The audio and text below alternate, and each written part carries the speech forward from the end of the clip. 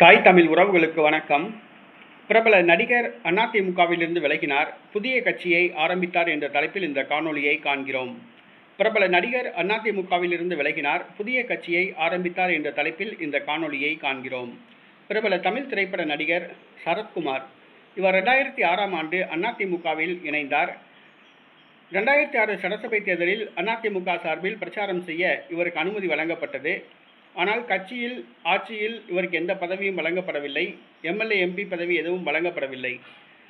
இவர் தனது அரசியல் எதிர்காலம் கருதி இவர் அதிமுகவில் இருந்து விலக முடிவு செய்தார். இவர் நாடார் சமூகத்தை சார்ந்தவர். நாடார் சமூகத்து மக்கள் வாக்கு வங்கியை மையமாக வைத்து புதிய கட்சியை ஆரம்பிக்க திட்டமிட்டிருந்தார். அதன்படி மதுரையில் சமத்துவ மக்கள் கட்சியை சரத்குமார் ஆரம்பித்தார். அதன் மாநில மகளிர் அணி செயலாளராக தனது மனைவி ராதிகா சரத்குமாரை நியமித்தார்.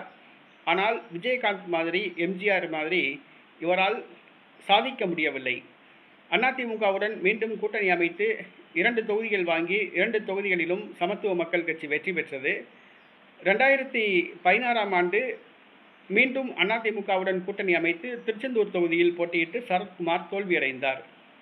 பின்பு சரத்குமார் 2024ஆம் ஆண்டு நடைபெற்ற தமிழக சட்டசபை தேர்தலில் கட்சியை கலைத்துவிட்டு பாஜகவில் இணைந்து விட்டார். தற்பொழுது பாஜகவில் எந்த பதவியும் இல்லாமல், கட்சி பதவியும் இல்லாமல், ஆட்சி பதவியும் இல்லாமல் அமைதியாக உள்ளார் என்பது குறிப்பிடத்தக்கது.